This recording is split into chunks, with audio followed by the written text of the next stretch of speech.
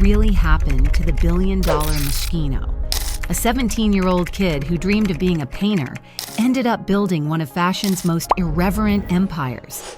His designs featured fried eggs on skirts, bottle caps as decorations, and plug socket earrings. He mocked the very industry that made him rich and turned fashion shows into theatrical performances that everyone wanted to see.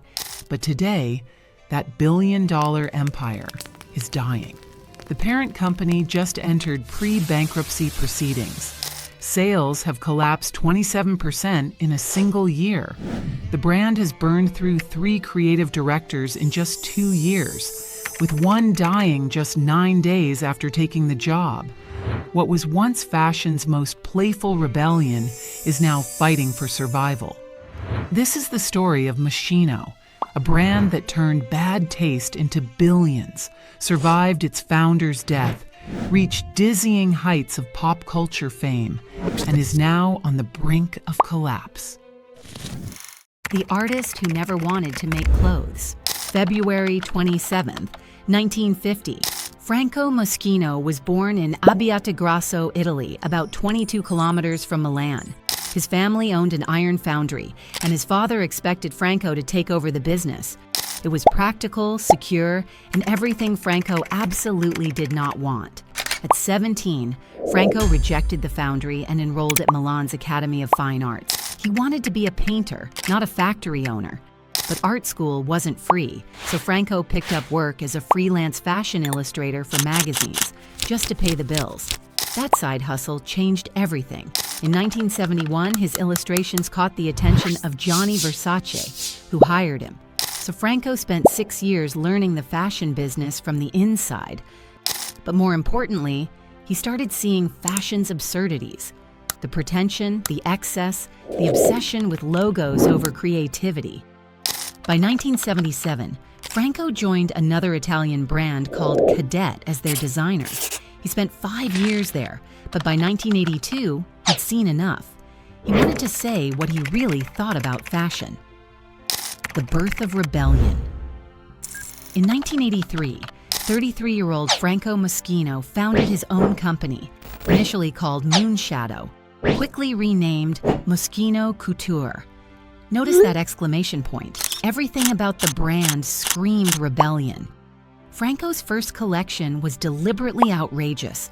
While other designers created refined, elegant clothing for sophisticated women, Franco made quilted miniskirts decorated with plastic fried eggs, jackets covered in bottle tops, earrings shaped like electrical plugs, bodices made entirely from safety pins. The fashion press didn't know what to make of him. Some called it genius, others called it garbage. Everyone agreed it was impossible to ignore. Franco wasn't really selling clothes, he was selling satire. His designs mocked high fashion's logo obsession so directly that Chanel actually sued him when he created a t-shirt featuring channel number 5 on a television screen. The lawsuit didn't slow him down. It proved his point. Franco's shows were performances. For fall-winter 1988, models were carried down runways on thrones by oiled-up men dressed as Roman gladiators. It was absurd, theatrical, and unforgettable. But here's what made Franco brilliant. Underneath all the jokes, the clothes were actually well made. You could laugh at a jacket covered in teddy bears, but it was still a beautifully constructed jacket. By 1988, Franco launched Moschino Cheap and Chic, a lower-priced line that democratized his rebellious aesthetic. The name itself was a middle finger to fashion snobbery. Then came menswear, fragrances, accessories, and stores opening worldwide. Eventually, over 150 boutiques in cities like London, Paris, New York, Dubai, and Tokyo.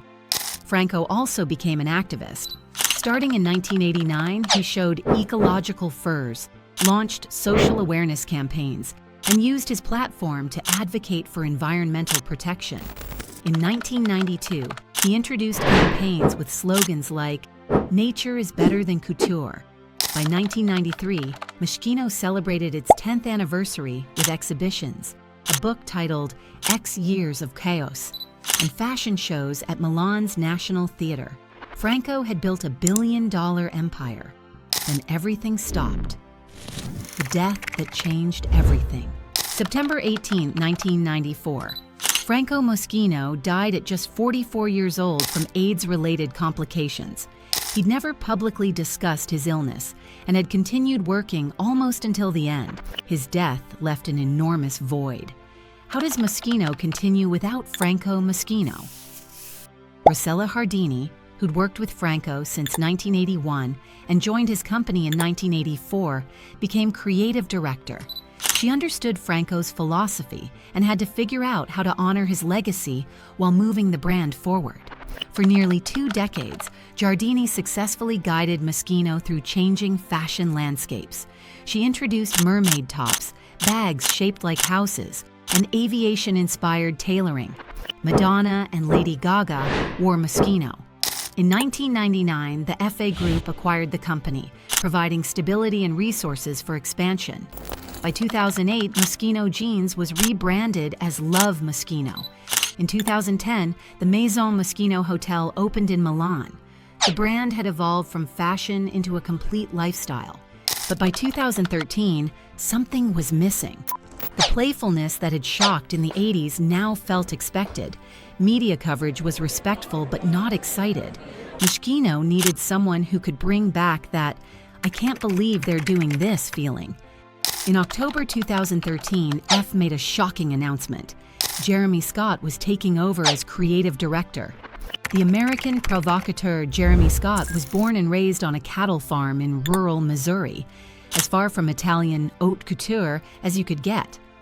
After graduating from Pratt Institute in 1996, he moved to Paris at 22 with an empty wallet and launched his own label using scavenged hospital gowns.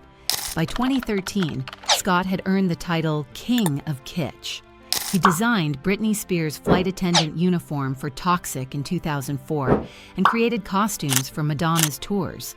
He'd collaborated with Adidas on sneakers featuring cartoon characters. Scott's debut collection for Moschino at Fall-Winter 2014 Milan Fashion Week was explosive. Models walked in McDonald's branded dresses, red and yellow suits that looked like Ronald McDonald had raided Chanel. Handbags looked like Happy Meal boxes. SpongeBob SquarePants appeared on clothing. The fashion world went wild. Scott had made Moschino dangerous and unpredictable again. The 2018 H&M collaboration crashed websites and created massive lines. At the 2019 Met Gala camp theme, Katy Perry arrived in a working chandelier dress, later changing into a hamburger costume. Moschino was everywhere. Scott had brought Moschino back, but underneath the success, serious problems were brewing. When Provocation Backfires June 2012, before joining Moschino, Scott created sneakers for Adidas called JS Roundhouse Mid, shoes with orange plastic shackles that wrapped around ankles connected by chains. The $350 shoes sparked immediate outrage. Over 2,000 Facebook comments called them slaveware. Reverend Jesse Jackson condemned them as commercializing more than 200 years of human degradation. Civil rights groups threatened boycotts. Scott claimed they were inspired by My Pet Monster, a 1980s toy. Adidas defended them, then hours later, canceled the release entirely. It should have been a warning. The Pill Disaster, September 2016. Scott's Moschino. Spring-Summer 2017 collection featured a capsule collection, handbags shaped like prescription pill bottles for $950, dresses covered in capsule prints for $995, sweatshirts with mock prescription labels for $495. The slogan? Just say Moschino. Scott said it referenced Valley of the Dolls and 80s excess. But 2016, America was drowning in the worst opioid epidemic in history. In 2014 alone, 47,000 out of 55 Americans died from drug overdoses, with 14,000 from prescription opioids specifically.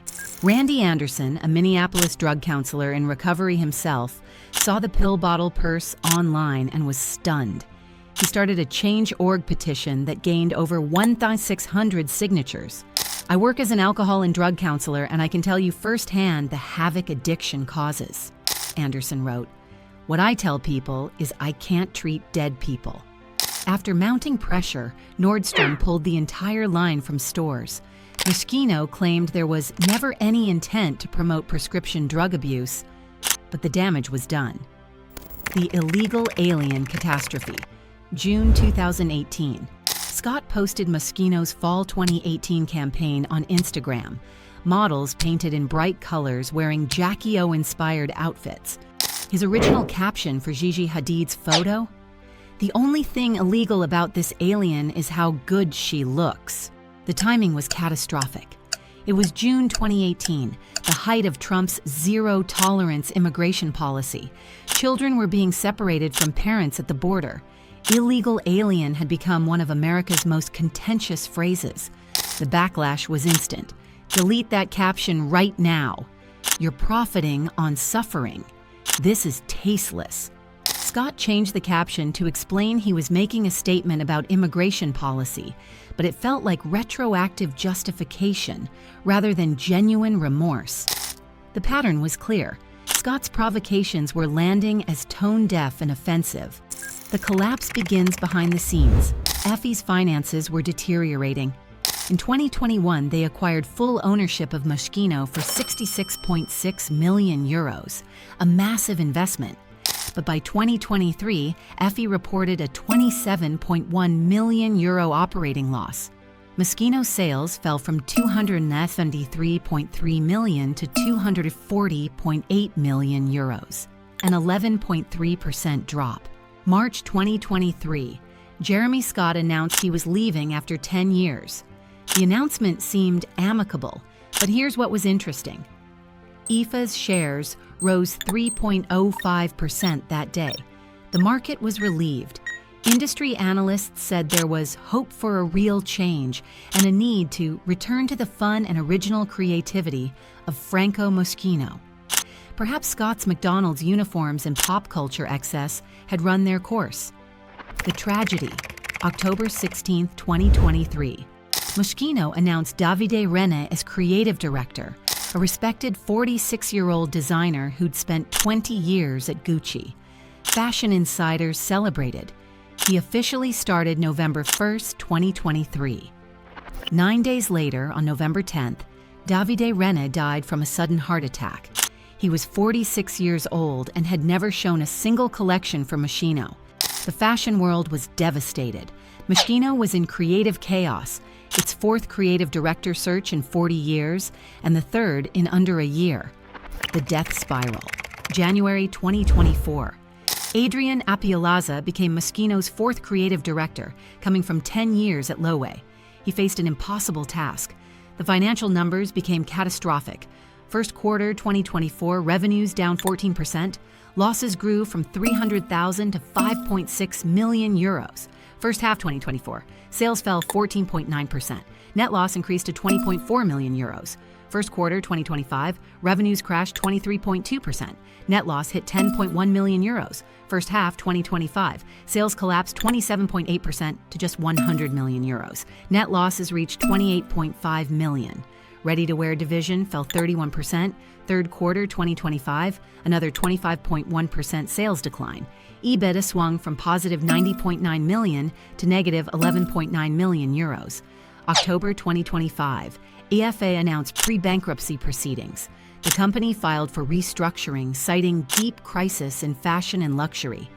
They brought in Marco Gabbetti, veteran CEO of Burberry, Ferragamo, and previously Moschino itself, to try saving the sinking ship. Effie announced massive cost cuts for 2026, reducing staff, closing stores, slashing expenses. They were fighting for survival. What went wrong? The luxury market slowdown doesn't explain Moschino's 27% collapse. The truth is more complex. Identity crisis. Scott's spectacle, McDonald's dresses, chandelier gowns, got attention but may have reduced Moschino to a meme brand without the substance of Franco's original satire. Controversies. The shackle shoes, pill bottles, and illegal alien campaign chipped away at brand reputation. What worked as provocative in the 80s landed as offensive in the 2020s. Creative chaos.